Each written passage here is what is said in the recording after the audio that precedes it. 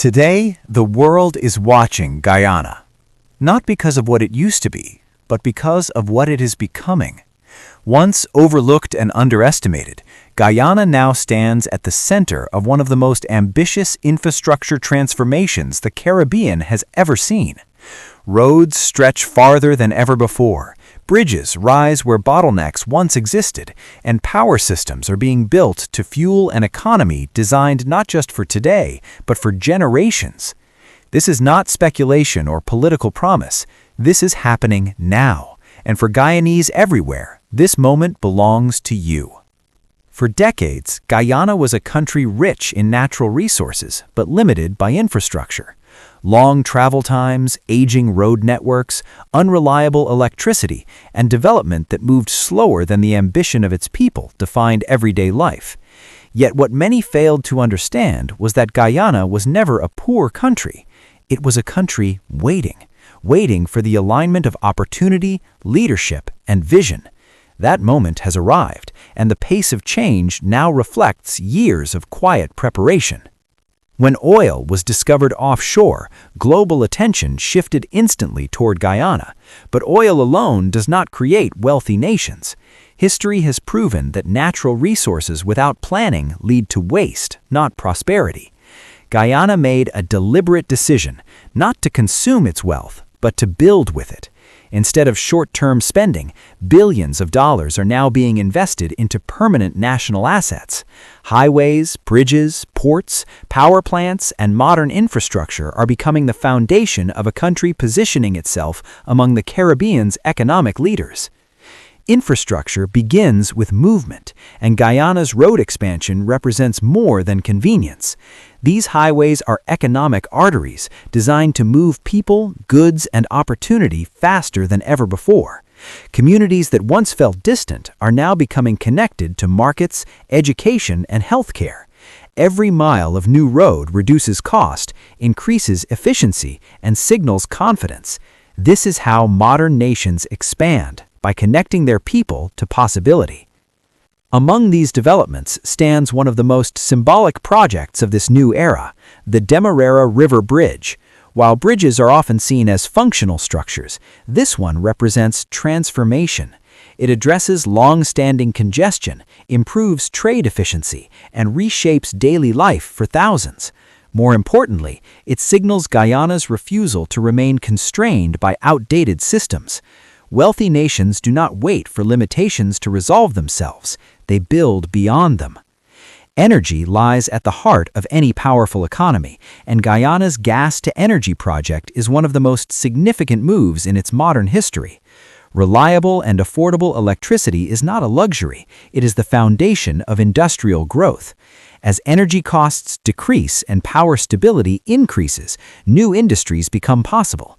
Manufacturing, technology, processing, and innovation thrive where energy is strong. This project is not about lowering bills today. It is about positioning Guyana for economic acceleration tomorrow. International investors understand this shift clearly. International companies from the United States, China, India, and Europe are committing capital, expertise, and long-term interest into Guyana's development. Capital flows where confidence exists, and confidence in Guyana is rising. These investments are not charity or speculation. They are strategic decisions made by entities that recognize the emergence of a serious economic player. This is how wealthy nations are acknowledged, not through speeches, but through sustained global interest. At its core, infrastructure is not concrete or steel. It is opportunity. These developments translate into jobs, skills transfer, business creation, and national pride. They reshape how young people imagine their futures and how families plan for generations ahead. A child growing up in Guyana today is inheriting a country fundamentally stronger, more connected, and more confident than the one their parents knew. This is not the end of Guyana's story. It is the opening chapter of a new era, an era defined not by limitation but by vision, not by struggle but by strategy, not by survival but by legacy. Guyana is no longer preparing for development. Guyana is executing it. History will remember this generation as the one that laid the foundation of a wealthy nation. And if you are Guyanese, this moment belongs to you. Because what is unfolding in Guyana today is not accidental. It is the result of decades of patience, resilience, and quiet determination.